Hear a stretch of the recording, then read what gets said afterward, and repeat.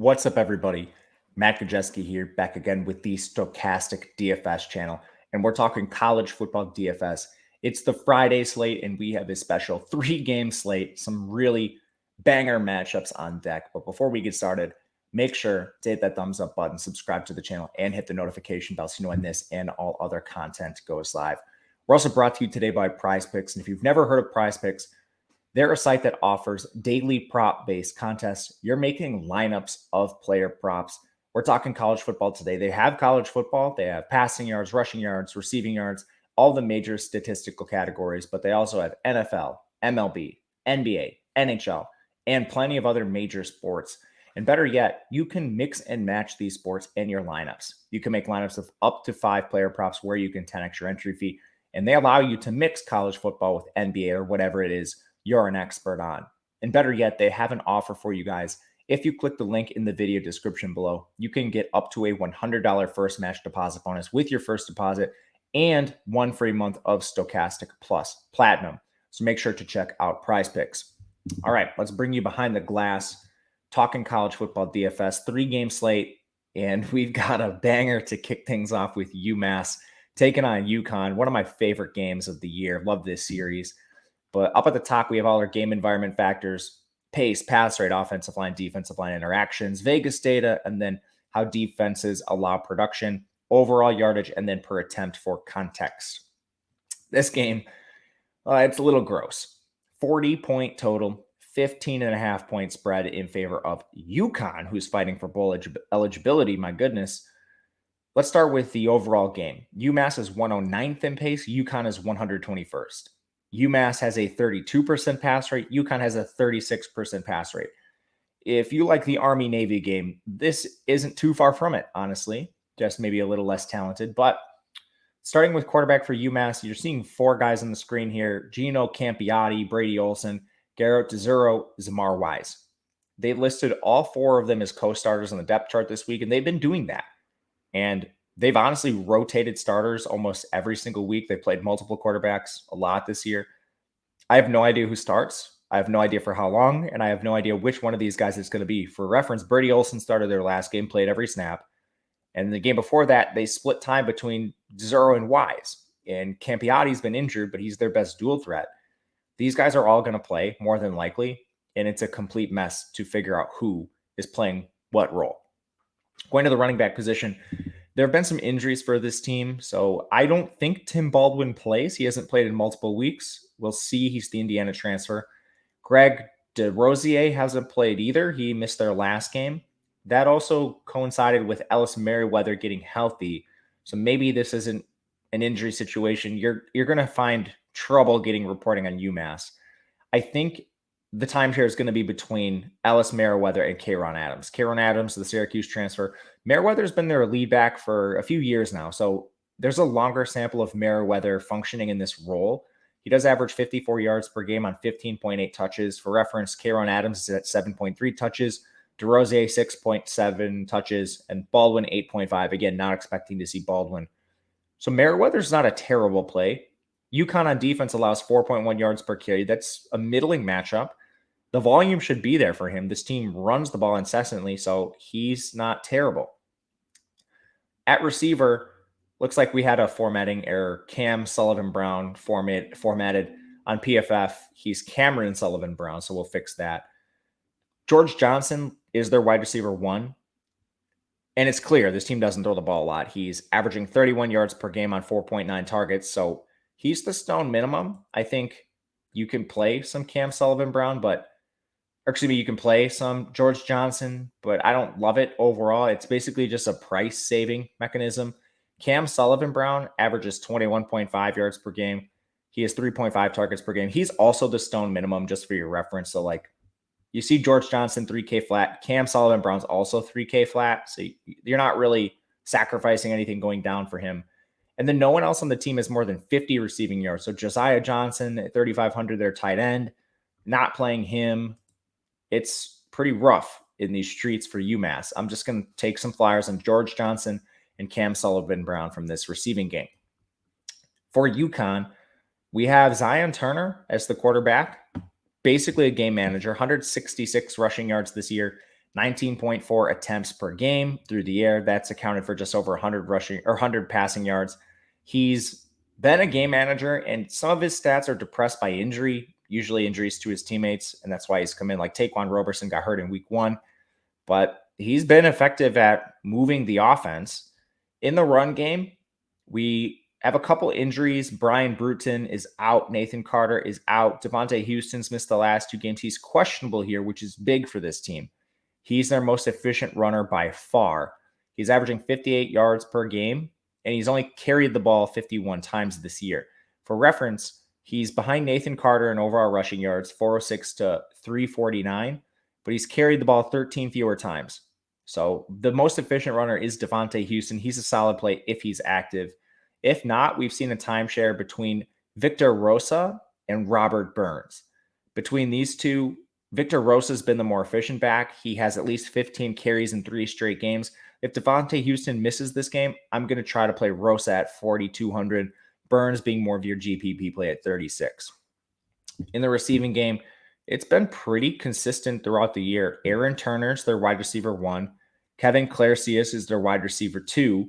And then Jacob Flynn has been their wide receiver 3 recently. Now, over the last 4 games, Aaron Turner is at 6.8 targets per game. Clarcius at 3.5. Flynn is at 1.7. So it's pretty clear. I think you want to pay up for either Aaron Turner or Clarcius. I have a strong preference for Turner, just the more secure target volume. He's only 100 more. At tight end, Justin Jolly's been the main guy. 24 yards per game is not great. 3.3 targets per game over the last 4. Not loving what I'm seeing from Jolly. I think I'd rather just pay up. But there is kind of one wrinkle in this situation. UConn's been really hurt at receiver this year, and they project to get some guys back. Cam Ross might return to this game. And we also saw the return of Keelan Marion. He played 1 snap last week. He could play more this week too, according to coaching staff.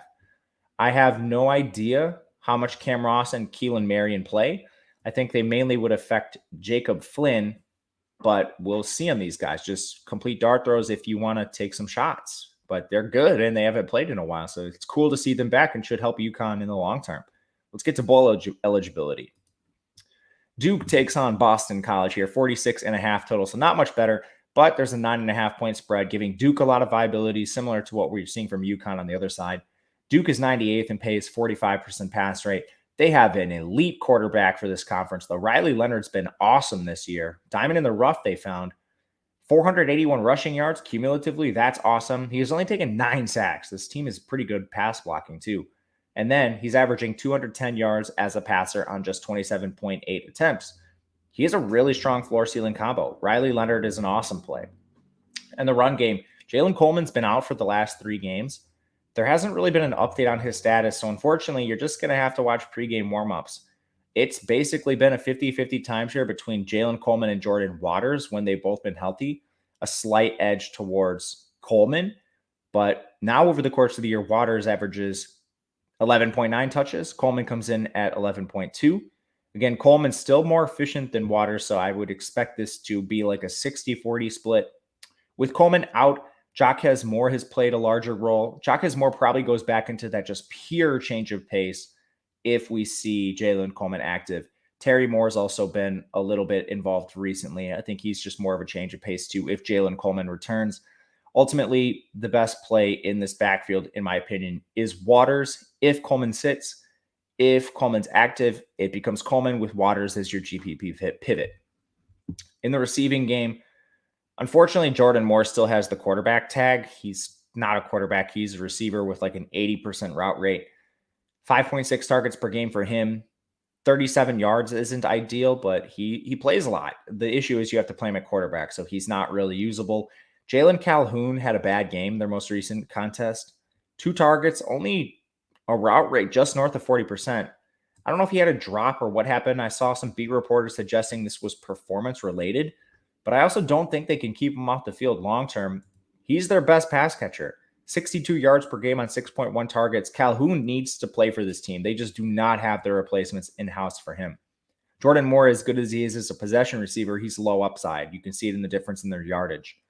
Eli Pancol has taken a pretty big step forward. 42 yards per game for him on 4.6 targets. His route rate has been pretty consistent around like 65%. It's nothing spectacular for him. The player who saw a big jump with, I don't know what we call it, the benching for Calhoun was Samir Hagans. 56 route rate jumped up to 78%. He also only saw 2 targets, so it's not like this was really reflected in the box score. These guys are just pure dart throws, I think. I would rather just find the money for Calhoun, even off the 40% route rate game, which sucks, but I think we still have to target him. In the receiving game at tight end, Nicky Dalmalin is still the lead guy here. His route rate has bounced a little bit, but of the last 3 games, he's played at least 70% of the routes, which is good for Dalmalin. 3,800. He's a little more consistent than your Hagans, than your Pancoles. I think I might just play him, but ultimately, end of story. I'm trying to get up to Calhoun if possible when I'm stacking Duke. The rest, just GPP flyers. I'd rank them Calhoun 1, Pancole 2 tentatively. Dalmalin would be 3, and it sucks for Jordan Moore. I just don't think you can play him because he has the quarterback tag. Boston College, 56th in pace, 57% pass rate. Phil Yurkovich got hurt, and everyone seems to believe he's doubtful here. That's going to thrust Emmett Moorhead into the starting lineup. Basically an unknown here. Expecting a downgrade in the entire offense, which is saying a lot considering how bad they've been. Moorhead looks to be a little more mobile, but I mean, nothing spectacular. I think he's pretty clearly like 5th on this slate in terms of where you want to target your quarterbacks. I'd rather play Zion Turner for UConn than him. So pure GPP dart. In the run game, still haven't seen Cam Barfield return from injury. So I don't know who all plays for this team, but Xavier Coleman just 1 carry last week. Alex Broom 3, Pat Garwell 5. Expecting this to be a 3 to 4 back committee for an offense with a terrible implied team total of 18.5 points. Tough matchup against a strong Duke run defense that only allows 3.6 yards per attempt. These guys are just flat out overpriced. In the receiving game, the one player I do think we want to get to with confidence is Zay Flowers. Overcoming everything in this offense. He has a 33% target share, 11 targets per game on the year, 91 yards per game. He's just flat out awesome for this team. I think you can play him with confidence. Then we've had some injuries. Jordan Takix, he missed a game, came back, saw 3 targets, limited routes, missed their most recent game. I have no idea if he plays. When he's active, he's the number 1 tight end. When he's not, it's Jeremiah Franklin. It's pretty much as simple as that. I don't have a ton of interest in either if it comes down to it. Like, I would rather play Jalen Gill than Takix. Jalen Gill's the wide receiver 2 right now, 4 targets per game over the last 4. He's also second on the team in yardage, so he just offers a little more upside. So it'd be Gill for me second. Jaden Williams has missed their last 2 games. I don't think he returns, but I haven't seen anything on this. When he's out, Joseph Griffin steps right into the wide receiver 3 role. He's the Stoneman with the best volume on the slate, I think. So if I'm playing a Stoneman receiver, like, I'd rather get Joseph Griffin than the UMass receivers. Tentatively. We'll see on that. Last game. Without a doubt, our best game. 54.5 total. It's Oregon State, Washington State. And the spread's 3.5 points in favor of Washington. This has bounced back and forth between 4.5 and 3.5. So depending on when you watch this, it might be 4.5, might be 3.5. We'll see where it closes. Oregon State is 124th in pace. They have a 41.5% pass rate. Chance Nolan's still expected to miss this game. He did return to practice, which is a positive, but Nolan should not be out there. Instead, it'll be Ben Gulbranson, who's actually been good for this team, and it's not easy to evaluate his season-long stats. One thing we can say is he's not mobile, -6 rushing yards, but 163 passing yards on 19.6 attempts. He's been in and out of some games because of the injury to Nolan, so Gulbranson, I think, is actually a pretty decent play based on the overall game. I think he is either quarterback 2 or 3 on this slate, depending on where you rank Riley Leonard. We'll talk about Penix later. He's number 1. In the backfield, Deshaun Fenwick missed their most recent game. He suited up. He was on the sidelines. Their beats suggested that it was a situation where Fenwick was available in case of emergency. And luckily, Damian Martinez played so well, they didn't need to use him. I think this is a 50-50 timeshare moving forward, if not a 60-40 timeshare. Now, Jameis Griffin is also involved, so we need to talk about him. But I think Martinez leads this backfield tentatively, and I would expect between 12 and 15 touches on any given week because of his efficiency, followed by Fenwick, followed by Jameis Griffin. So maybe to accurately depict this, I would say it's something like a 50-30-20 split. something in that range. But three-way timeshare, prefer Martinez. He's the Stoneman, my favorite Stoneman play on the board. At receiver, Trayshawn Harrison's the only one with a full-time role here. He's averaging 61 yards per game on 6.8 targets. He's been really efficient. He's just a bit overpriced. I think you could certainly fit him with some of the other studs we'll talk about on Washington in a second, but he's the guy I would try to get to. From there, you had Anthony Gold. He's averaging 4.6 targets per game, 48 yards. Tyjon Lindsley, 27.8 yards. And Silas Bolden, 16.1 yards. One interesting thing here is Tyjon Lindsley has basically been rotating with Silas Bolden lately.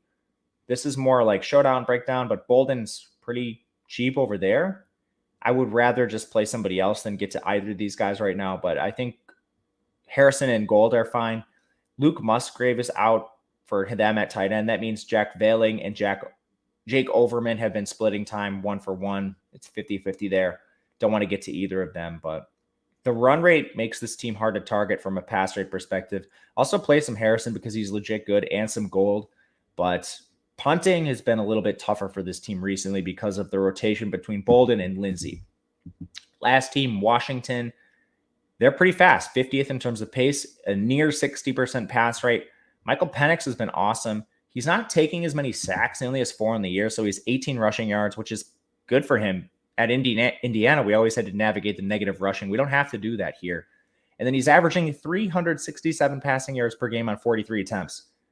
He's a walking 300-yard bonus through the air. Very clearly the number one signal caller you want to get to. I'll be playing Penix for sure. I'll be stacking him. He's easy to stack. You've got the top 3 receivers. Romo Dunes at 81, 10.4 targets per game, 108 yards per game. Jalen McMillan at 6.7, 76.4 yards per game on 8.5 targets per game. Jalen Polk, he's averaging 4.8 targets per game, 49.5 yards. All 3 are viable very clearly. And even like Giles Jackson's been rotating it about 30% of the rounds, only 2.5 targets per game, but he's a potential punt. Tight end is a little harder. You've got Jack Westover splitting with Devin Culp. I think Culp could be decent, 4.5 targets per game for him over the last 4. Westover's at 4. These guys are very interesting cheap plays, like really cheap darts. I don't hate it. And even Taj Davis, he has 13 targets over the last 3 games, basically in a wide receiver rotation there. I want to play a lot of Washington. I'm going to try to get at least 2 pass catchers in most lineups between O'Dunes, McMillan, Polk, Culp, and Westover, maybe even some Giles Jackson. But it's a great situation. You want to play this. You just want to navigate it intelligently for tournaments. At running back, Wayne Talapapa got benched in the second half of their most recent game. That let Cam Davis carry the ball 13 times. Let's check his targets. I forget what they are. 2 targets. So he had 15 touches overall. That's good for Cam Davis. You're going to see multiple backs here. You're going to see some Wayne Talapapa. You're going to see Richard Newton. You're going to see some like Will Nixon, Sam Adams on occasion. And none of them have been really efficient. So it's tough to target any of them, especially on this slate. Like Talapapa is egregiously priced at 6.8K. But Cam Davis, 5,100 is not terrible. I think you could throw some flyers. I don't really want a lot of Newton, but this offense is projected to score a lot of points. So I think you want pieces. I'll tentatively take some Davis, but not a ton here for this situation. But that's the 3-game slate. Leave a comment. Let me know what you guys think, what you think about the breakdown. If there's a player you really like, maybe you don't like one or you disagree on something, I'd love to hear it. And if you'd like to, you can always reach out to me on Twitter at Matt_Kajeski.